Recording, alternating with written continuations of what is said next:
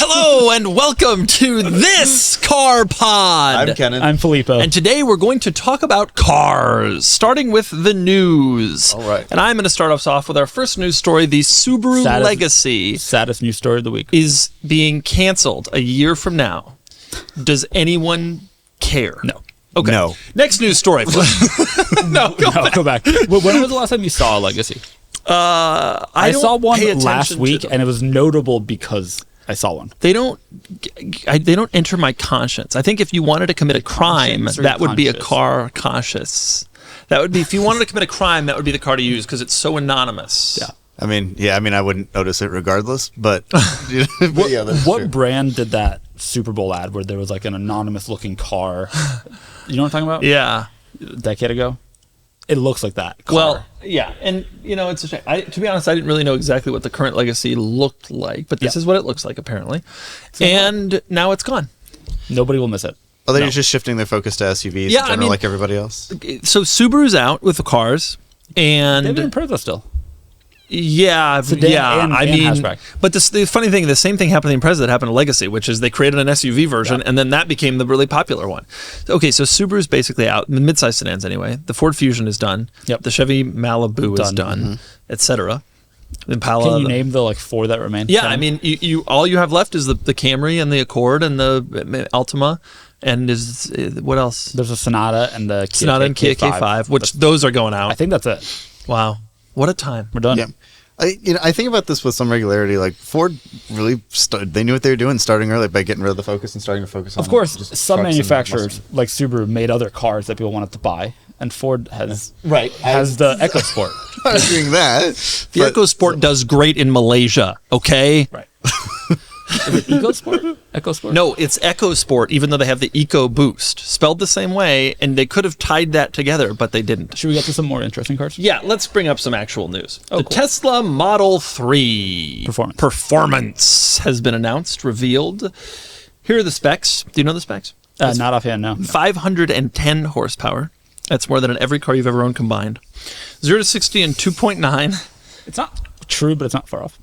296 miles of range, about 50 miles below the standard car. That's not bad. And it's priced only $53,000 before incentives. You can go 0 to 60 in 2.9 seconds for $53,000 and 510 horsepower. The early reviews are also pretty positive. They've done a better job, apparently, with suspension tuning, and it's actually sportier, whereas the last Model 3 Performance, I thought, was just a faster Model 3. $100 a horsepower is the gold standard.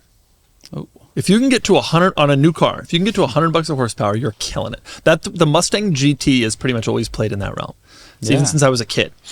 And that's now this. This is the Mustang. This is a muscle car. Oh yeah, you've said that for a while. Yeah. I mean, they're not particularly well put together. They're very fast on a straight line. built in America, like, it really works. It really is a modern muscle car. So sorry. It really is. In a lot of ways, it really, really is. So this is out now, and it's really fast. And why would anyone buy any other car, Filippo? I haven't bought a car that's out of Model 3. That is a Model 3? No, I haven't You bought a get my car point, since a couple though. years. For 53 Gs, No, it's a great deal. you want to beat out a Is it? supercar? Fine. You want to Yeah. self-drive? Fine. You want what? It's got Well, everything. it's that or a 2-year-old Taycan Turbo. Yeah. Yeah. Although this is probably faster. Yeah. I mean, I'm not going to be buying one, to be But clear. they are great. But someone like you. Oh. What do you think the lease I deal can will see be it. like a year? Yeah. Lease deal. That's that. Yep, there he touched on. They the fleet are performance. it is a shockingly impressive value of the Model 3 performance. It always has been, and now it really is. As the Model S Plaid was when it came out. Yep. Do you think there'll be a Model 3 Plaid? No, The the Plaid was expensive, but like the S Plaid was expensive. The for 3 1,000 horsepower. Yeah, true. Prior to that, to make 1,000 horsepower, you had to buy a Challenger and then go take it to some shop that mods things for drag racing and put in a cage and a parachute, or you could just go to the Tesla store in the mall. Right. Right. You used to have to go to a speed shop that was near the mall. Right. Now you have to go to the actual mall. The speed shop was actually near the airport. That's how those things are always. That's how it works. The only tenants that can be okay with plane noise are drag racing shops. Yeah. Okay, that's the Model 3 Performance. It's out. It's fast. It's cool. 2 sedan stories we laid off with. That's right. That's a Yeah. Give us the most interesting story of all. all right. Go to it. The G550 with EQ technology has been fully revealed. You're close. It's G580 with EQ technology. I got that wrong. It's so embarrassing. It's a motor in each wheel. Each motor has a 2-speed transmission. Yeah. So the Taycan is the only other EV I can think of that has a 2-speed transmission. Yeah. The Taycan's is for high-speed performance. This is for like low range, rock crawling type stuff. 240 miles range, only 580 horsepower and 860 pound-feet of torque. It's not going to be that fast, 4 second something, 0 to 60, which is not slow, obviously, for an SUV the size of the G580, but it's not going to be like a performance EV. Presumably because they've badged it in a way that they are leaving room for an AMG model. Of course. So there's going to be a high performance version. And also they've gone very off-road focused, right? That 2-speed transmission, there's a bunch of reinforcement for the battery so that you can go through streams and over rocks. The thing I heard, it's coming later this year, and the starting price I heard is around $180,000. The first edition one is $180K. I mean, yeah. How much is the G63? Yeah. Or G550 even. I'm not one who likes to make these kinds of comparisons because the G is a G and that is its own thing, but a Rivian, just if you were going to make a comparison. Also quad motor. A Rivian has more power, more torque, more range. This only has 240 miles of range. More range, better performance, off-road capability is probably just as good, and it costs half. It's also bigger. It has more seats.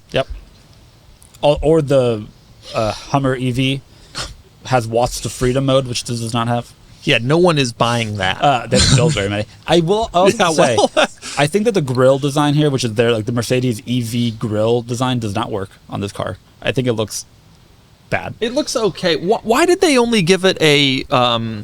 Why did they only not give it a spare tire in the back? So in the back, which we don't have a photo of, it's like a square spare tire cover, which is where all the charging cables and stuff go. You can get a spare tire as an option.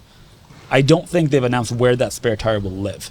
So there's a chance that the G580 with the EQ technology with the spare tire option will have the same rear spare tire. Got it. Then I don't know where the charging equipment goes. Well, we'll find out. Right. All of these things we're going to learn. Nobody will ever order one. Just like in the first gen Cayenne, nobody ordered the spare You're tire crazy. cover. These are going to be incredibly popular. No. People will buy this, not the spare tire option. Got it. Right. Yeah, I guess if it's an option, that's something people aren't really going to actually get. If you throw it on their OE, then it's cool and everybody wants it. Right. People have been talking a lot about how this is a shockingly bad value, but I think that what they and considering the size of the battery and what it is, that it should be faster. I think people don't get. I mean, G-Wagons are G-Wagons. I don't buy the brick thing anymore now that Rivian exists. Because Rivian also makes bricks, and they're incredibly good range. Better EV technology. I do think it's harder than people realize to get EV hardware into an existing vehicle. I have a suspicion that's part of the problem.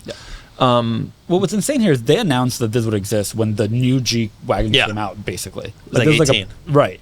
That's some time. They could have prepared. They could have built the car around it. Then again, the GLB isn't a competitive vehicle. The GLB, the EQE, which is the only, whatever. None of them are really competitive. So I do like that EQS though to this day.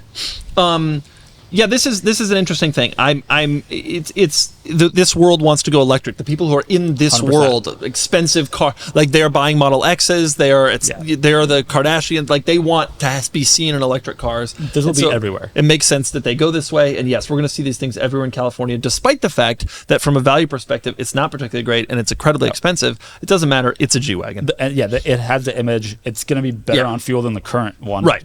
And so there's all this hand-wringing online. Oh, but it's not the value. You're missing the point of why people buy this. They're not looking. If they wanted value, they wouldn't buy the regular G-Wagon in the first place. But they want a G-Wagon. The third owner will take a G-Wagon off-road and overlanding. The first two never even considered it. Electric G off-road. That would be interesting. That would be cool. Speaking of SUVs that people in Beverly Hills are going to have, there's a new plug-in hybrid Urus. Plug-in hybrid. How did you say that? Urus. Ooh. Spaghetti. It's a Spanish word, though. Urus? I don't know. How do you say it? We say Urus. I mean, I think you're more right, but I think if you're going to sell it at mass market, you have to just accept that people are going to... Urus. Yeah. Urus. Urt and Senna. Yeah. It's the same thing. He's not wrong. All right. New Urus plug-in. What do you got? You got specs? Yeah, I don't remember them offhand. 790 horsepower, which is more than the regular one, Yep. which has 660 horsepower. It's the same engine. It's the same twin-turbo V8 that they're already making, Yep. but now with a plug-in hybrid Extra component. 173 horsepower electric motor. Yeah. I think they've said that the 0 to 60 time will be 0.1 seconds faster. So it won't be faster. They Correct. just have to say that. Yep. Yeah. 30 miles of electric range. 30 miles. But for a plug-in hybrid, that's normal. Wow. How generous. That's legitimately normal. And I assume that just like the Jeep, this will be everywhere, right? Like people, you're driving down Rodeo Drive, you don't. Yeah, of You course. may as well get the one that's. I guess. I mean, this I wonder about. At the $250K price point, Lamborghini, do people want plug-in hybrids? Is that a thing? Well, eventually, I mean, eventually know? this will just become the norm for Yeah. them. Obviously, like this Yeah. this will be what you buy. This will be what you get. Lamborghini's second plug-in hybrid. After the Revuelto. Correct. The Revuelto's not out yet. When does this come out? The Revuelto will be out before this is out. You can't buy a Revuelto. I can't buy any of these cars. and I mean that both financially and from an image perspective. I Morally. do agree Yeah, and morally. that on a general level, this is not particularly exciting. There weren't a lot of news stories this week. And they're all EV related, except And for the Subaru well, Legacy every down. car, our producer was like, what about a non-EV news story? Well, the Legacy's a non-EV news story. It's being canceled. Right. In this world, every news story is a damn EV news story. Yep. That's just the way it is. All these cars coming are an EV news story, with the exception of Kennan's news story for the week. Yes. Kennan has which is also a technology story. a photo of some serious-looking people in a racing outfit. Yes, no, he doesn't know who any of these people are. But Nor for do those I. of us who like Formula One, Ferrari announced that they are taking a new sponsorship. It's now going to be Scuderia Ferrari HP. I don't know what that would be in Italian. Acape. Thank you. Who's this fella here? He's not driving, is he? Looks like he's. a No, little this too- is Can you he's the describe driver him? for sure. He is the driver Can for you sure. describe him for our audio listeners? Well, he's an older fella. So and, it's a photo of the two Formula One drivers, so you have Charles Leclerc and Carlos Sainz. oh, it and says so on their belts. This is Carlos Sainz. He sounds like he sounds. That's his. I can do like and- a good, and pretty good Charles impersonation. Leclerc. And Is that Charles fellow French? Leclerc. What's going on with Yeah, these he's a people? Monegasque. What is so Ferrari doesn't have Italian drivers? What's that about? No, Ferrari hasn't had an Italian driver in a long time. They had Antonio Giovinazzi was a reserve driver for them, but no, they have not had an Italian. How does this make now you feel? they're sponsored by Acape. And next year, Acape. And next year they will have Lewis Hamilton will be part of the team. Now there are a lot of great jokes I've heard about HP. They said that Ferrari is going to command P a lot of money, and that's why they did this. Which I like Nice. that. I like that one. But it is a huge sponsorship thing. There is a rumor that at the Miami Grand Prix the car is actually going to be blue as a nod to their new sponsor, which would be wild, as Ferrari doesn't do that generally. But cars are Filippo red. and I, a couple things. Filippo and I grew up in a world where Ferraris were driven by Italians. Okay, and I've literally never seen a Ferrari in Italy being driven by the time. that's so true. It's true. Now you're making a big deal out of this, but what about Shell's always been involved with all this? And Shell has Santander. always been involved, but the big title sponsors in the past, Marlboro was one for a really long time. Yeah. And for obvious reasons, that went away. You know, they couldn't have smoking as part of the sport. The previous one to Rules. them was Win Now, which I thought you would love. That is just the sorry? dumbest. Yeah, Win Now did was they- the name of the sponsor. Were they like a sponsor. gambling? No, it was related to Marlboro in some way, but it was a big title sponsor for Ferrari. Then now they have Acape, or however you say it. I'm just stunned that HP has enough money from selling mediocre. That's what blew my mind. I mean, like, how I don't understand how HP has enough money to do this, but evidently they do, because it must have cost them an absolute fortune. Not only to like be a part of the sponsorship, but to actually have it be in the name of Right. the most No, storied that's team wild. in the sport. You agree, though, that going forward, you will buy an HP printer if. Well, Already keep in have mind- one, already a sponsor. I use Shell Fuel. I'm already there. Right. The thing to know about It Kennan worked. is that he exclusively gets fuel at Shell. That is because true. of this. Is that true? That's Do you kind of true. exclusively Drink. God. Well, what else? What other sponsors? Yeah, what about Peroni. Santander? I don't drink Peroni. I definitely don't use Pirellis because I use Michelin's. Santander It's a bank. would not bank with them. Richard Mille wouldn't wear that watch ever. Would be got dead wearing that thing. Like, Puma, I don't have any tracksuits. Okay, but you're an HP and Shell guy. But yeah, so that's why we have the picture of Charles Leclerc, Carlos Sainz, and Frederick. So Sure. these drivers don't have to really be. It's not like the Olympics. where they have to come from the country of the vehicle. That's not something. Oh no, absolutely. I don't. What? No.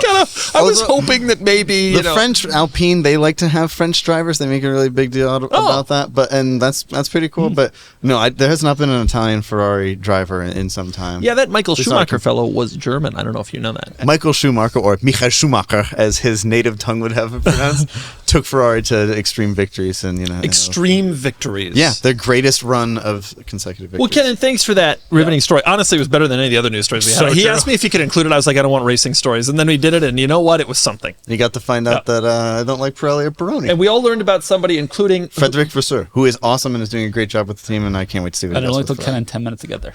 Okay. It's not fast, not known for speed. Next thing. We've moved past the news, and we're going to talk about cars. Yes, so we have something very exciting to talk about. Oh, okay. You want to start with that? All right, Yes. go to the next picture. Kennan and I, let me tell you something that happened over the weekend. Here's me with a woman. And I'm in there. I'm in the passenger seat talking Kennan to is the in there. judges. It's hard to see, but he's in there. Kennan and I took my Lamborghini to the La Jolla Concours d'Elegance, which is a event. It's an illustrious event here in San Diego. You wouldn't know, but it's an event. We know. We know. We were there. Wasn't Elegance a Buick trim at some point? Oh, man. Okay. They brought us Concours. You're thinking of DeVille Concours. It's a Cadillac. Somebody had an Elegance trim. I told Kennan, I said, look, I want to bring a Lamborghini to this thing. It's like at a judged show. And Kennan said, I will prepare the car for the Concours. And he did. He spent a day here in the office cleaning it with toothpicks and... It was 6 hours I put into getting it ready.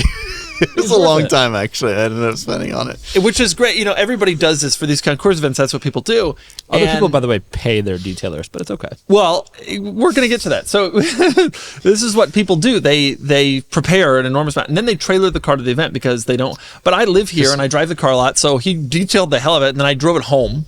And I drove it to the event. I put like 25 miles on the car. And then I got any additional dust or debris that had been gotten. I showed up at the event at like 8. Kennan said he'd be there. He wasn't there, of course. And I texted him. I said, Kennan, it's dirty. They're going to start judging. Which, of course, they didn't for 2.5 hours after that. But I got there at a reasonable time. I brought my stuff. I even brought... Nobody else thought to do this. I don't know why. I have a little, chair that I sit on that has wheels on. And I took that so I could get down, get the wheels, and make sure the inside of the exhaust was clean. You ripped up the grass on the... No, it doesn't really roll on the grass, so you got to pick it up and move it about. Yeah. But I had something to sit on, and I didn't have to get my knees covered in. What we made, the mistake we made, we don't have the picture, but Kennan dresses up like he dresses in the. He's got a hat, he's got a suit, he's doing the whole thing. So it is appropriate to dress that way for these events. That's what people do. I mean, yeah, you wore pants. Anyway, so I entered the car in the class, which was Lamborghinis from 1962 to 1990, and I was the only Countach. In fact, we generally have kind of come to the conclusion I'm probably the only Countach in San Diego, which is like a 3.5 million metro area, but we talked to a lot of people there who work on these cars, and they've never seen another one. So it's the only drivable condition Countach. So it was kind of a crowd favorite because it's a Countach. And there were other Lambos in the class. There were a couple 350 GTs and 400 GTs, which are beautiful vintage cars, and they had been beautifully restored. And I'm here with my little Countach that I scraped the front end on my driveway. Yeah, there's nothing I could do about that. I can see it from here. So we didn't expect to win because it was like beautiful cars. But we came back and there was an award that they said we had won, and we had to drive up to collect it. And the award was, as it turns out, we won the Preservation Award. It's a giant trophy. Absolutely giant trophy. And it was given to the best original car, the best car that had been preserved originally. Right. Now, we initially thought that this car had been painted at some point. We generally think it's been painted. I painted the wheels like yesterday. I mean, I didn't personally, but a guy painted. So, original-ish. But it was judged by marque experts who have actually know Lamborghinis very well. It is original in a lot of ways. I think a couple panels have been painted, but the interior is really amazingly original, including the original radio, which I use every time I drive the car. You redid the headliner. Yeah, in original material. Oh. And I think that might be the only part of the interior that's been redone. Everything else does look like... Yeah. It all matches, the patina and everything matches. I mean, the car was with one owner for 35 years, and that's the recipe for an original car. Absolutely. But so we won this massive trophy, and we got this fantastic ribbon. That is not light. Yeah, it's a real thing. Like a very heavy wooden base and glass. We got this fantastic ribbon, which says on it, Specialty Award winner. And the trophy is very valuable to me as the Countach's guardian and owner. But Kennan, I am going to present you with the ribbon. Thank as you. it was you who made the car so beautiful. Thank you. Well, it was a pleasure to do so. I was more than happy The car to do it. shined like I've never seen it shine before. It was very satisfying to. I knew the car could shine up nicely, so it was satisfying to go over everything and dial in all the rubbers and like make sure that everything was nice and clean. But the thing to me that was the most special about the whole thing was riding up with you. Yeah. Because we rode up, doors up. So we get the award, and we're the only people there who are entering a car who's under 65. Yeah. And so we decided to add a little fun to the whole event. You know, everybody's there in these clothes, and they're all. It's kind of it's not stuffy, but it's kind. It's like an older crowd. Yeah.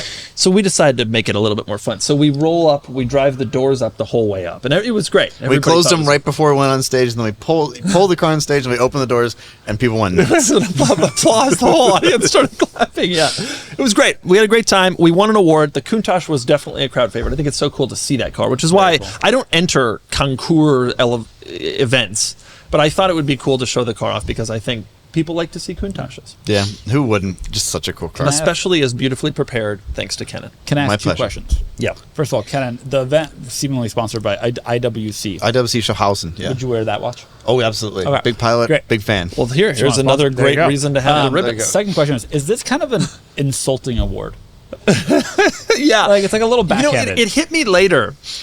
They're basically saying you got to restore this thing. Right. That is what this award means. No, The great irony of the award is, of course, we were best original car because every car there is heavily restored. Right. That's the point of these events. And so, but yes and no. In this particular realm, like preservation cars have become much more appreciated. Something's only original once. And so there are a lot of cars that have been shined up and polished and and just like all the chrome's been redone and blah, blah, Yeah. blah. But that takes away from the life that the vehicle has lived. Right. And in this car's case, one owner car, like you said, now it continues to live on, being used and enjoyed and shown to people in San Diego. I initially, when I was cleaning it, I'm like, man, he's got one day, maybe if the thing doubles in value, he'll have it painted because it needs it. But now I'm like, now that we've just won the award, leave it and enjoy it and have fun with it. now that we're big time trophy winners, Yep. Toyota Goat is in there. Oh, nice. On top of the B. That was our weekend. That sounds like a It fun was a weekend. great weekend. Tiring, but great. Okay, Kennan, you have an interesting topic for us. Yes, I pondered a theory, and I have a suspicion. I was thinking about you and him specifically. Oh, wow. And I think that the first cars that you ever get to interact with kind of dictate the cars that you're interested in. The reason I think this applies to you is you didn't really have any interesting cars to mess around with. So you started to turn to resources, reading, and like anything you could digest with cars you liked. And now you know everything there is to know about every car, as you prove, as you've beaten us many times, which is very annoying. You interacted with affordable, like common, normal cars, and that's what you love and know the most about. Me, my first car interaction really that I remember, like that really changed my life, was a Ferrari 355, and I am into Ferraris and exotic cars. I think that the cars you grow up around and you first get to experience dramatically shape the cars that you are interested in. The reason I disagree with you deeply. The reason I disagree with you is that you were also around normal cars. But I wasn't. I think I his had no point, though, interest in is- cars at all whatsoever, though. That did right. But you found an interest in Right, normal but cars. that's why I think it's less Well, about what cars you're around and more about And that's not what totally- what connects, what spurs your interest. It's also not For you, totally you true. were around a Malibu Max. Well, It's a no, cool car. my mom. Oh, okay. My dad thinks You get so. my My point. dad loved that car. Has a second row No, seat my that mo- slides forward and backwards. But which my is mom novel had at a the sports time. car. Granted, it was a Ford Pro, but it was a manual, and it was like, and she was into it, and like the headlights went up, and I thought that was really cool. Also from that era, and so like I also like.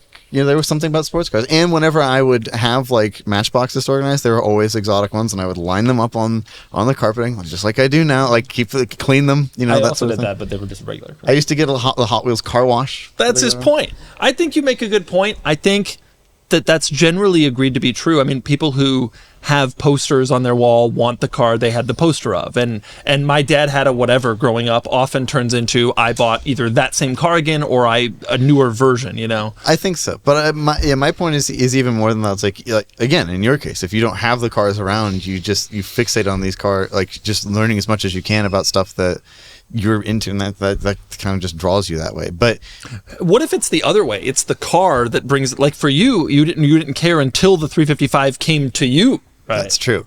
The 355 did find me. Maybe it's not that you like the car because you interacted with it. Maybe it's like the first car that really made you feel that way is the car that dictates what you like. In which case, what normal vehicle did this to you? The story that my mom tells is that when I was 2, I could identify every car by its headlights or taillights at night. Still true, by the way. Except the headlights have gone really bright. And you my vision's not what it was, gotten harder. But taillights I can still do. So I think that's why I disagree, because I don't think there wasn't like a car or a type of car that I was into. I just loved Well, I mean, cars. I'm more I'm not speaking about you, one I think like a specific. specific car I think spurred that interest in you, which is great.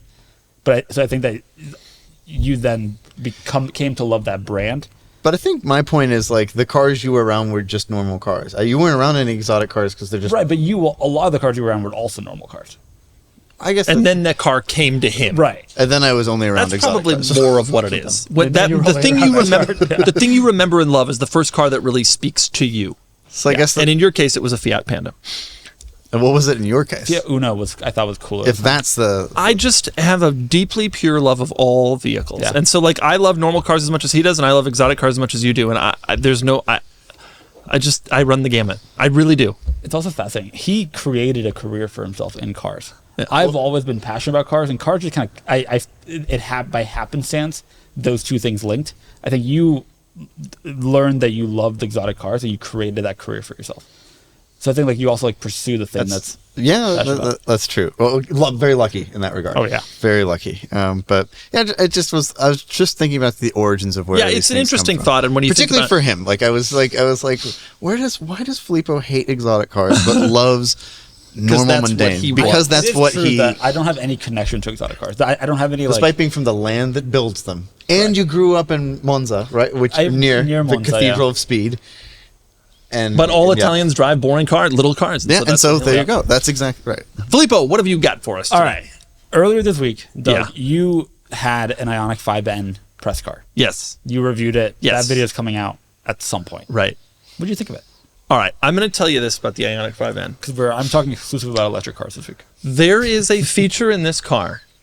It's the IONIQ 5N. This Hyundai has a hatchback or an SUV. They call it an SUV, but it's kind of a hatchback. But it doesn't really matter. Hatch UV. Yeah. Ooh, yes. Nice. And it's called the IONIQ 5, and it's kind of weird looking, and people generally like it. And they came out with a performance version called the IONIQ 5N. Hyundai's performance brand is inexplicably the letter N. And to be fair, BMW uses the letter. Yeah, but M stands for motorsport. M seems like M stands for not motorsport. Not motorsport. There you go. Anyway, so the IONIQ 5N comes out, and I didn't have high hopes for it because it's an electric hatchback crossover, you know. My dream. Yeah. Right. And but it was great, and I'll tell you why. It had the coolest feature of any electric car I've ever driven in the entire history of driving electric cars. The electricness can become a transmission. So you press a button, and it has gears simulated and an engine noise, and you go, and it like feels like it's shifting.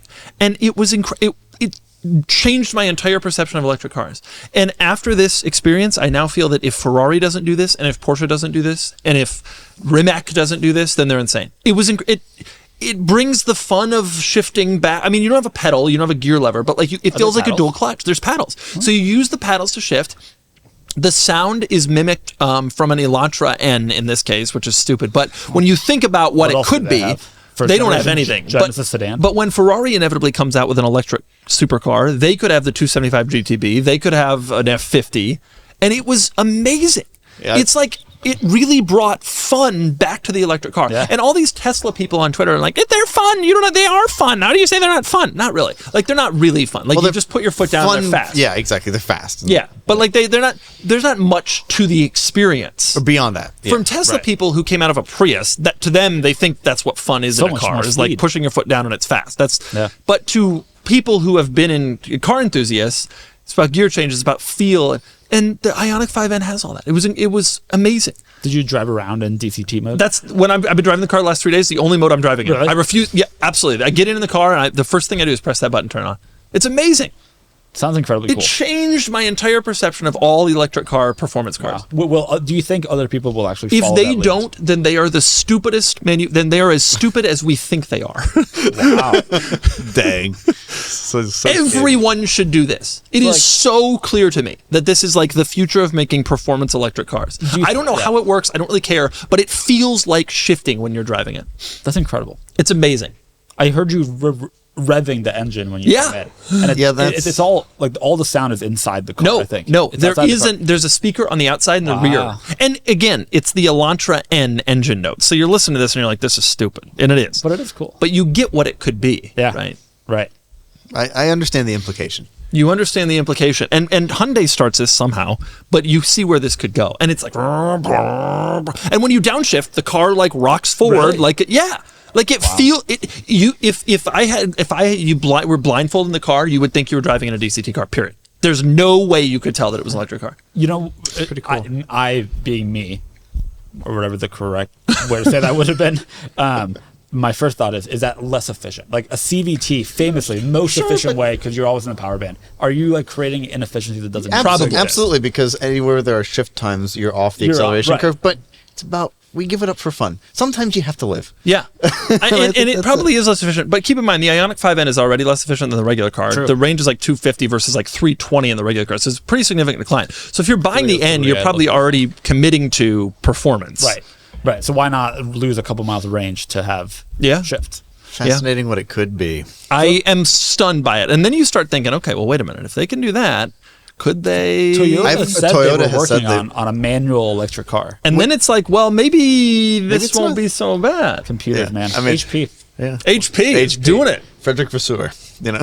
Yeah, and those other guys. And- Yeah. I have one more topic to discuss in the talking about our week of cars segment, and that is I am unhaining my Toyota Sequoia. This is pre. This is This is so insulting. For those that don't know, can you describe unhaining? Okay, the car in its stock form is heinous, and so I am which I have decided to abbreviate to hain. That's like my main catchphrase, and I am unhaining it. And so I've done a few things already, and there's going to be more. Sorry, you're still on temps.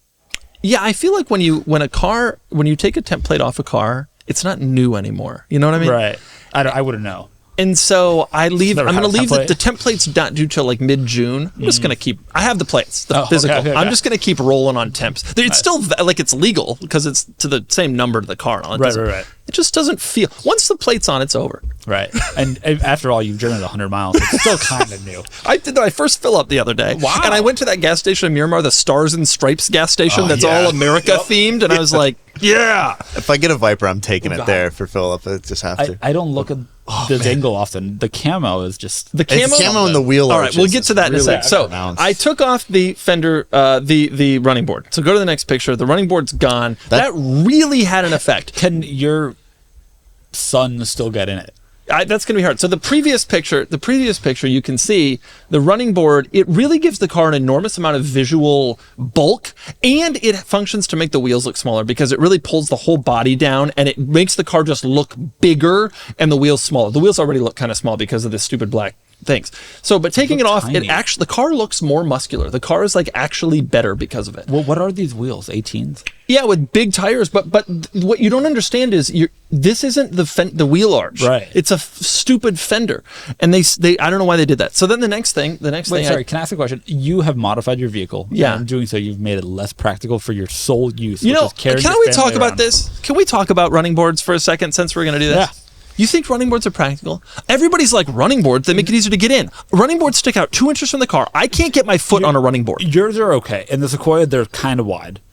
And I feel like when you're carrying children, they actually need it. I think it makes it harder to get in and out because it's not big enough to put your foot on, and then when you're trying to get out, it's another thing you have to step over to get out of the car because realistically you can't step on it. The only good running boards are the ones in those Fords that electronically come down and actually are like a step into the car. These things, go back to them. This is That's pretty wide. There was no way for a human person to get their What foot about out of this car. your child? He's not climbing into cars. He's 2. He's not Yeah, climbing. but like you're picking him up and putting like him he in. will be, but now he won't be able to. Does Well, Ford, if he's lucky, this car will be gone by the time he's getting into cars. does you know? Ford have a patent on like folding it? Or do No, other cars? manufacturers do Chevy it. Everybody also should does it do on that. Suburbans. I don't. They should. see They why only they're do not. it in pickup trucks, I think, because there's just so much space there. So anyway, that's But I fine. agree with you. This looks Definitely looks better. an improvement. And then the giant Sequoia badge on the back has been God, that is so aggressive and huge. now it's gone. deleted. Are you gonna put first gen Sequoia badges? I was on thinking about doing that, but they have to be black because there's no chrome in Yeah. the car. So I'd have to plastic dip them, and I just don't care that much. Now, the real drawback, of course, so the giant billboard advertising for the Sequoia is gone. The real drawback, of course, remains the flared fenders, or the camo fenders. Toyota came out with the 4Runner TRD Pro. It has camo seats, but they ditched the camo fenders on the 4Runner, which I think is so perfect. They know it's stupid. Yeah. So I tried to get those wrapped, but unfortunately they are textured, so I can't wrap them. And they're not interchangeable with other Sequoia models because they have these little lights in them, and the They're- other Oh, 'cause Sequoias it's so don't. Can we like sand them? So then the next step would be sanding them and painting them, which obviously I'm not going to do. So that's what I've done. Are you gonna do the wheels? I'm going to paint the wheels gray. Are you gonna gray, not bronze? I'm going gray. When I announced this on Twitter, too many people suggested bronze, and that became clear to me. I don't want to do bronze.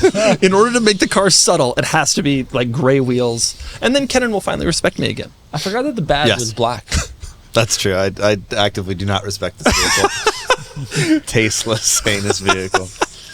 Kennan, it's great. It's gigantic and just gauche. It's He just. hasn't driven it yet. I have no desire of ridden in the thing. I don't want to interact with this. You know, from this angle, it looks like the rear bumper was repainted. He rode in it. I took him to get ice cream in it. That's true. You were there. Yeah, I'm there. It was great. We had a great time, and now it's even better because Sequoia is off. We did put PPF on the tailgate, so that that's could be why. Got it. So there you go. The Sequoia is slightly less Hain, and then we're going to paint the wheels, and it'll be even And less once Hain. again, Well- Doug modifies his cars. Yeah, everybody's like, you don't modify your cars, and I'm thinking to myself, I've modified all of my cars, just This minor. is a rare instance when modifying it to remove the things actually actively improves the look. Yeah. But my opinion, you got a ways to go. He hates this thing so much. So much. He So also could have chosen a different color. so but uncharming. was- the that shit, so was E39 lost. M5 didn't work for my needs. that's unfortunate for you. Really is. Okay, we're going to move on to our market report. Our market report for the day. Great. All right. Filippo's going to lead us off. All right. Can we talk about Supras for just a second? Supras. You're speaking about the Mark IV. I'm talking about Mark IV Supras specifically. Oh, my fave. Earlier this week, we sold a Super Turbo, but an automatic Super Turbo. Yeah, this With- is a great car. beauty. With real miles Yeah. for 61, whatever the final price was. What a bargain. That's so much money for a 62.5. How many miles? How many miles? If it was like a real number. 92,900. What you don't understand about this car is the guy had owned it for like decades. I get Yeah. why the Supra Since is 97. cool. It's not a good enough car to merit the price. That's why I want a tip and a auto. Right. But like I they're cool. I get how they became iconic. But the market And this is says a turbo, which is nice. But why? because it's an cool. icon. It's cool. You think the 355 is good? No, I think it's overpriced. You think Do you think the Countach- Countach is good? You think the Countach is worth 600? Countach is maybe no, certainly not. I think you're insane for spending. But that's an icon, and this is an icon. This is what icons cost. But this car is an icon. Do you agree with that? Paul Walker, Fast and the Furious, R.I.P. more than you can afford, pal. It's a right, but you know what he was Yeah. driving? A manual one. Okay. Well, what do you think? Manual should be 100, and then auto should be $4,000. That's never gonna happen. You can stick swap it. I know, but me and I- Kennan could stick swap it in 30 just minutes. don't It's a couple of cold ones. I am not somebody that I don't have any kind of connection to coolness, first of all, or heritage, Filippo. or like this doesn't like speak to me. Do you nor does any other therefore car. think that maybe you shouldn't be commenting on? But, like 62.5 for a 4-speed automatic? Super, like buy an SC400 at that point for $7,000. Oh my God. You It's could the- make you this. have my- You could make this argument What else all came down the with a line. 2JZ? What else came with a 2JZ? You could make this argument SC300 all just- down But the it's line not- for so many The cars. engine is not the only icon. It's part of the icon, but it's the wing, it's the styling, it's the fame that it was in the movie. It's You like drive around in a all Mark stuff. IV, you are king. Of King. what? The world. How's he saying this? Now, Kennan's not a Mark IV guy, but he I'm not gets Mark the IV guy, point but of an icon. I respect the Mark IV. Right. I never got to say the more than you can afford pound my 355 to a Mark IV, but I wanted to. Even I wanted to do So that. you wanted to Because that car is down. worth more than my. But no, actually not in this particular case. But generally speaking, now You joke about putting a baseball cap over the shifter. You want to pay $62,500 and have to buy a baseball cap? This car has already been stick swapped. I promise you. This car has already been stick swapped. I mean, I appreciate I'm glad we had it on the site. Glad it did well. That just seems like a lot of money. It's an icon. Listen, let me tell you something. What happens to cars is that as they get older, the desirable ones start to get valuable regardless of their performance or whatever it is that you're thinking is the measurement. I don't actually. I'm mentally thinking through how would I determine how much a car is worth. Right. And I don't have an answer. It's based on how many people love it and remembered it as a kid and loved it then, and et cetera, et cetera. NSXs have 250 horsepower. I mean, it's about nostalgia and emotion, right. and it's right. and what it stirs in you. That's right. It becomes about passion. Oh. And a lot of people agree with you. You go online, people are like, I can't believe people are paying $100,000 for a Supra, but people are paying $100,000 for a Supra. But the market has dictated this is what it's worth. People love it. It's an icon. I think it's insane. True. Like, do you think that these retain their value? Clearly, because the things have slowed down and these haven't. I was hoping they'd come down because I really want one. Why? Because they're so cool. Look at my cars. No, look at my cars. Buy a Camry Coupe. You could say that about Car GT. Buy a Boxster Spider. I would. Yeah, you would, but I want an iconic car. That's I want to go into my garage and be like, I cannot believe I own this car. And if you have a Celica GTS with the action package, yeah, that was a great car, actually. But it wasn't a Mark IV. Right. And that's what people do. I think air-cooleds are insane. People spend $150,000 for air-cooled 911s. Do you know how many they made? There are 4 bazillion air-cooled 911s. There's more air-cooled 911s than Malibu Maxes. Certainly. I mean, yeah. I think that's insane, but that's what the market says. Right. I mean, it's an icon. I understand. He's not going to accept this. You would not I'll spend accept this kind of money, but It a lot just- of people would, and somebody did. It is. I thought it was a good result, even relative to the market. I thought it brought a lot of money. I just showed. I mean, it's a one-owner car. It's rare to find one in this condition. One owner from new since 1994 is wild. It was one owner since 97. He bought it. He bought it off lease. Sorry, It was 3 years 27 old. years. I mean, Yeah, it's amazing. Of ownership. It's wild. Get why I brought the money. Just seems like a lot of money.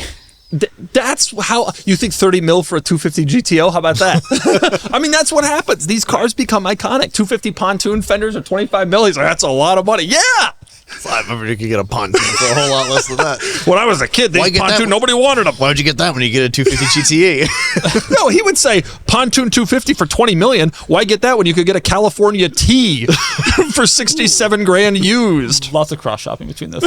Cali T's are sadly too That's what expensive. he's So thinking. That's the argument he's You're making. in the wrong headspace. Taking his argument to a logical conclusion, that's basically what he's saying. Okay, Kennan, give us something interesting. Yes. So I recently I've been watching 981 generation cars pretty closely because I really want one. This 981 Cayman GT4 sold 500 miles on it. Do you see this car? Never driven, 6-speed manual, buckets, like really nice spec car, sold for 110. The reason that's interesting to me is that we've sold a number of these cars, but like for instance, we sold one that was, I got to type in the This red one right here. yeah, this red one, perfect example. 10,000 miles, 107.5, and this was sold in August of last year, not really that long ago. Yeah. And so I have ascertained 2 things from this. One, the market on these is cooling. They're still excellent cars and very desirable, but there is a current GT4. You can still get a manual, so these are definitely cooling. And 2, drive your car and enjoy it. Yep. This guy, whoever owned this, was never used, sat around undercover undoubtedly, maybe driven to Cars and Coffee every now and again. He didn't even, for his Didn't even pictures, enjoy he it. backed it into the driveway. Technically didn't even complete the mileage, I don't think, for the engine braking. I think 1,000 miles is what you need. So go back to that red one. So that red one, This one. that red one had 10,000 miles. So the guy got 10,000 miles basically for free relative to a 0-mile car. One thing I think about these cars, and I've noticed it with C5 Z06s too, the market doesn't reward a Concours quality 0 because they don't. That's not why people buy them. Right, And so it's like to be I have a no mile. It's like, okay, I mean, Well, and that might be special 30 years from now. yeah, that's right. but it's not currently. No. And Porsche also made a lot of these cars, so Yeah. it's not like it's it's not like condition warrant. A nice condition low mileage one is an outlier. It just isn't at this stage. It's not that old. I mean, 500 miles is definitely an outlier, but a nice condition one isn't. Yeah, like you could buy a 10,000 mile car, and then there's less guilt. And so I've noticed that especially on the performance cars that there's a lot of, the C5s, Z06s, there's not that many, but there's enough.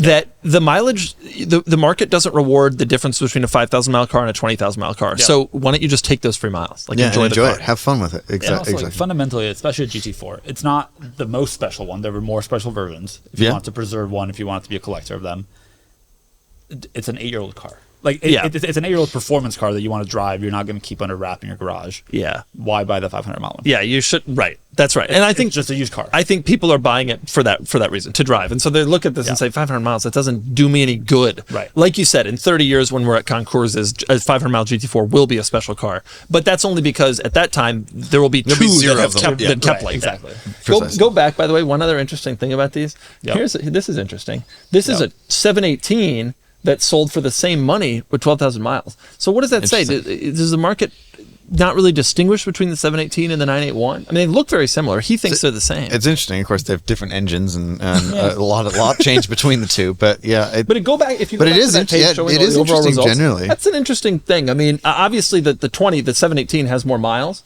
but you get the point. Like GT4 in general is a valuable car, and the market doesn't just seem to distinguish that much. right, and maybe and we'll see how that continues to unfold over time. But I mean, here's one that's been modded with 30,000 miles, still brought 90 for a 981, and then this one, a 718 with low miles, buys 110. The spread is low. I mean, a GT4, the market kind of says a pretty tight. GT4 is a GT4. yeah, definitely. Yeah. It's interesting. They see it the same way he does. He just can't tell the difference. That's exactly right. You're not wrong. I want to talk about one other thing. I was going to talk about 981s myself, which have gotten very cheap. Type in 981 and just take a look. They have gotten cheap, Boxer especially.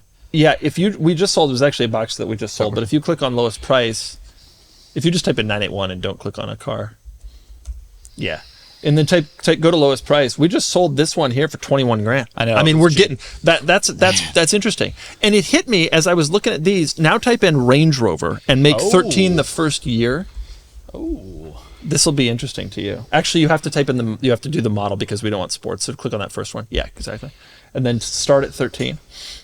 Something interesting that I realized with these are starting to get, go to lowest price now from here. These are starting to get cheap too. Yep. Whoa. And that wasn't the case. These held their value better than the one I had for a long time, but they're starting to get now into the high teens and low 20s. And something interesting hit me. Supercharged cheaper? Are they less desirable or something? No, the V8s in general, people are a little anxious about, but all of the early ones had V8s. Wow. The thing that started to hit me about these, 04 Rich is kind of becoming 13 Rich. If you can get a 13 Boxster for 20 and a 13 Range for 20, We're getting there. time cycles on. I remember when this Range body, the L405, first came out, and I remember seeing it in a dealer in Atlanta, and I was driving my L322 at the time, and I have a picture of them next to each other. It was the coolest thing in the world. And now, like, they're the same price as when you bought your L322. This is it. This is how the cycle of time. And 20 so grand. 04 Rich is becoming 13 Rich. The 13 cars are now cheap. And the reason this is notable is because during COVID, they all were stayed expensive. So it was like, these things haven't depreciated yet. They've depreciated now. We're certainly seeing normal natural depreciation is like really coming back into its own. Yeah. That Kaipora stone metallic, gorgeous color. 23 grand. Yeah. How unreliable? The V8 ones had this problem with the timing chains, but if you fix it, and the Land Rover dealers can fix it now in like an afternoon with a couple of cold ones, then it's not an issue anymore. What a car. I know. Also, it looks you so look cool. rich. Yeah, you look rich. I see one, you're like, oh. Because they kept this body style until yesterday, and even the new one Looks to a identical. normal person doesn't really look all that different. That's a great looking Have you seen SUV. it? Like, you see a new one from the front, you're not sure. I'm sure, but I'm you sure are too, but like, Yeah, Kennan isn't. No. Okay, taillights are clear. 04 Rich has become 13 Rich. Nice. Okay, I want to move on to questions because questions are important to us.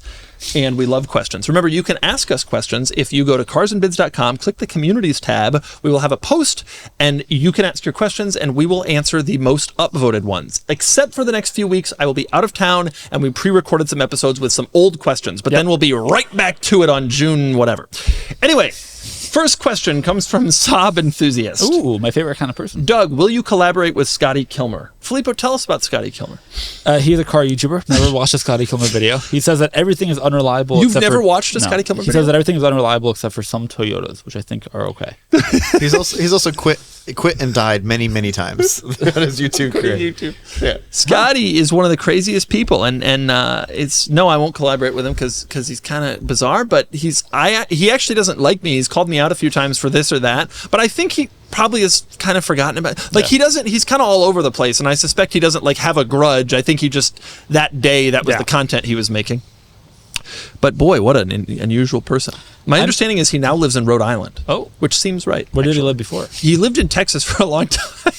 Does seem right. Yeah. I find it fascinating that somebody whose name is Saab Enthusiast asked about Scotty Kilmer because I'm sure Scotty Kilmer doesn't like Saab. I think that Scotty Kilmer has become kind of a meme to car enthusiasts. I think the people watching him are not car Taking his enthusiasts. advice. Yeah. Right. Well, yeah, right. And I think a large portion of the people watching him are just watching because he kind of yell. Like his whole thing is like, "Wow, I can't believe this person has a car." Right. I was really hoping the question was going to be about NG Saab 900s, but no, unfortunately. Okay, next question. Glam13. What new vehicle do you think would make the best first car for a new teen driver? If you had a 16-year-old child, what car would you buy What new them? vehicle? Yeah, he asked about I new have vehicle. a clear answer. Oh, okay. Toyota Corolla Hybrid. 23 grand. Done. Okay. I'm not even joking. It just is. Yeah, that feels pretty right. Generally, the Corolla is always a good answer. And like as a starter, it's practical enough they can have it for forever, fuel efficient. I Buy a like my Corolla Hybrid. 16-year-old in something a little bigger. Than a Corolla Hybrid? Yeah, something Fine. a little more safer, a little bigger. That's not I was thinking Hummer H1 limo. new car. I would commission it to be done. Hummer EV is also an option. Yeah, bigger, yeah. Bigger. 1,001 horsepower. No, but bigger. the answer to this is Lexus RX. Not No. new, but used. Well, You can get one for $9. They're reliable. How old? well, didn't he Whatever ask- the 9 I buys bet you. that a new Corolla is safer than a 04 RX 330. Probably. And also, by the way, I don't know why I'm selling. The B is telling me to sell the Corolla Hybrid. This podcast has brought to Safety you by Sense- Toyota. Has Safety Sense 3.0. Safety Sense 3.0, Which a is great feature. The same tech that your Sequoia has. A fantastic suite of features that includes something that won't run over pedestrians. Sorta. Other option if you're going used. How much did you sell your wife's old XC60 for? How much is an XC60? 25? 24, 25, something like that. 25 grand. But those are unreliable. That car was they? turbo supercharged. Only if like you a bought kid it- with a only if you bought Mustang that he only took if to a... the T8 was turbo supercharged. Mine wasn't turbo supercharged? No, I'm sorry. This whole time I thought it was turbo. I'm glad you know so much about all the cars in your life. This is what happens at Cars and Coffees, though. People get in their head that their car is turbo supercharged. And then they tell people that. So they just parrot Chance I'm that wrong, forever. by the way. And then they look inside and no, that's not My favorite question was that T5 was neither, T6 was one of them. Turbo. T8 was both. They didn't just have a supercharged car. Right. It was either turbocharged or turbo supercharged. I don't know what the answer to this is in terms of a new car. I wouldn't buy a teen driver a new car, to be honest. I think that's kind of Generally, insane. Yeah. But a used car, there's so many. Get them like a Toyota. I would get. What about a RAV4 hybrid? Just do that. Sure, whatever. Yeah. What about you? Do you agree with this? RAV4 hybrid. No, he would say an E39 530, 528, 525i with a manual that they'll run into a school teacher. Was it great vehicle? Man, that car never hit a school teacher. I Yeah, don't know he what hit a you're school talking teacher in his about. M5. Right, sorry. Right. I mean, she All had right, the honor of being. Get your kid a car less powerful than an M5, and you will avoid them. You know, there's something to that. Like, also, but when I got the M5, admittedly, I mean, I was so. I didn't I was afraid of using the performance because I loved cars so much. Yeah. And that actually probably maybe be a more conservative driver overall. But I'm not saying definitely not every teenager is like that. That said, my friend Ryan, his first car was an E39 M5.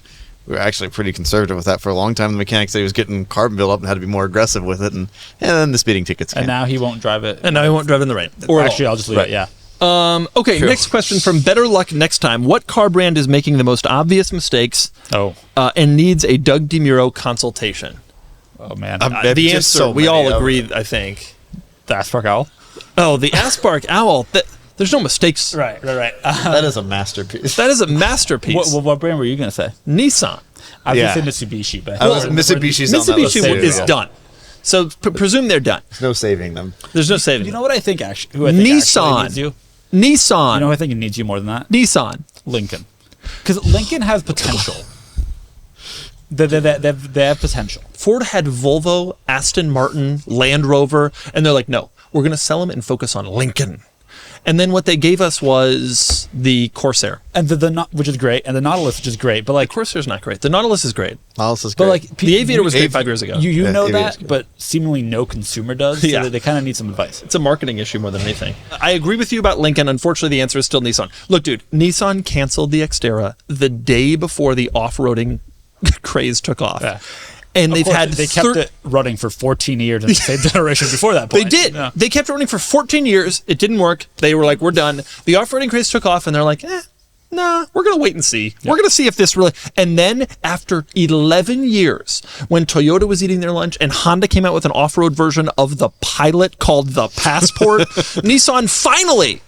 and everybody, I mean, Chevy had the ZR2 and Ford came out with the Raptor and the G-Wagon has been on a waiting list for 20 years. Nissan finally decides we're going to get back into this. And they come out with an off-road version of the Pathfinder called I have no idea. And that is, and by the way, that's only the first of many issues I could raise with Nissan. Nissan sells cars though. Like To rental fleets at profitless. yeah, true. I mean, they sell cars to keep the lights on in the building so the building people can make more cars that they can sell to keep. That's not something. That's like in the small town when the kid becomes the school teacher and then teaches the next kid to become the school teacher. It's the same thing. Same cycle. You got to make some money. Right. This is what we're all here for. This is a corporation. So what would you do, Denise? What would you be your first act? All right, I would get rid of the Titan, which they may have already done. I would get rid of I would make the Frontier. I would make an off-roady TRD Pro-y version of the Frontier. XD still exists, I think. That's insane if it And does. the Frontier has the Pro 4X. But it's trash, and it should be as good as the TRD Pro. But they're conservative. We see what Toyota's doing; it's very successful. We're not going to do that. Remember when Nissan did an updated Frontier that had the engine from the new one, but nothing else changed? That was wild. Yeah, what happened with that? And then they have a new generation now. I would make bring back the Xterra. They have a ton of brand value and reputation there. They've made off-roaders forever. I would make the Patrol good. I would call it the Patrol So they're a mono. because it has a ton of equity in that name, even though they don't realize it does. I would a not fleet of call the Rogue Sport the Rogue Sport. It's a totally different car. I would call it something else. Unfortunately, it's been canceled because they mismanaged Would you call that. it the Qashqai? No, and no, Whatever it is in Yeah. other markets. Qashqai. I wouldn't call it that either. I would call it the Toyota Goat. And The Nissan Toyota Goat. copyright issue there. I would do a lot of great stuff. I would be whatever Toyota's doing. I would do that. Make hybrids. Are there hybrids? Make hybrids. There are no hybrids. There was a Rogue hybrid that used Toyota's technology. There was a and that's Pathfinder like- hybrid. There was a Rogue hybrid. There was Alpha hybrid. about the They're all gone. I was on the Pathfinder hybrid launch. Remember Infinity? Oh, that's the other one. Well, are And you then there's taking on Infinity with this as Yeah, well? I would take on Infinity with this, and I would basically go in there to the Infinity building, and I'd say, "You're all fired. We're shutting this brand down." This brand has been a brand for 25 years, and unfortunately, we've gotten nowhere, and we have to now put a stop When did to the it. J30 come out? The Infinity brand debuted for the '91 model year with the Q45. That's right. Which was that generation was basically a Lexus LS. And do you remember the other '91 Infinity? It was actually two others. I'll give you either. The G20. Yeah, that was one of them. The first gen G20, the Nissan Primera, and this is the hard one. There's people screaming it at you on the. It was, I assume, the version of the Maxima. Think about what Lexus had. So Lexus had the LS, which was the Q45. Yeah. This can all be edited out. The ES, which was the G20, and the SC, which was the Infinity. What did they call it? Because Infinity even then didn't have any original thoughts and just had this. Right now they have changed their naming structure so many times that that's not going to get me anywhere. The M20. Yeah, the M30 is what it was called. But yes, Well, there was the a four-cylinder version would have been that. right, it had existed, the Nissan Leopard. Okay, next question. Why does the Nissan GTR cost so much? From Boomhorn, this question comes from. I don't know, Why does the 'cause Nissan GTR cost so much? It's approaching its 20s, and it still goes over $50,000 for 100,000 miles. When will they be affordable? Which is what they were new in 2014. 2008-9 when they came out.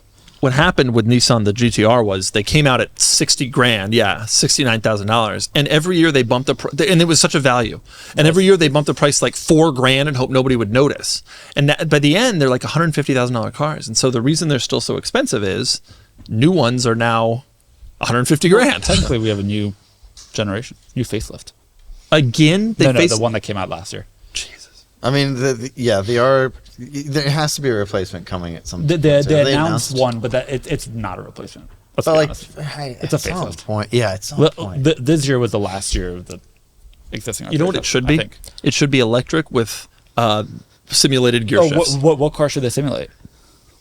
Itself. I mean, just R34. Set it to that side. I mean, that's RB26. RB26 is what people want to hear. So you set it to an RB. That's exactly right.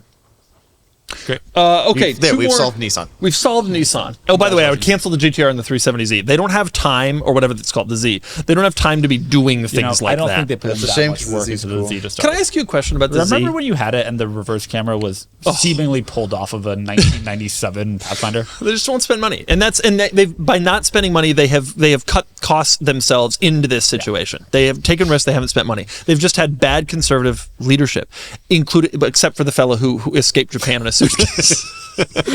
Strong leader. Strong leader. Creative, at least. Last time I was in Japan, I left via airplane. Although he did too, actually. Yeah. I was seated. He had no choice. Here's an interesting thought about the Nissan inside the tuba case. I have a question about this. I was driving around the other day and I got behind a Challenger. And there's Challengers everywhere. They're everywhere. They're everywhere. Challengers and Mustangs. Why do you never see a Z? Well, what? Why don't? It's so true.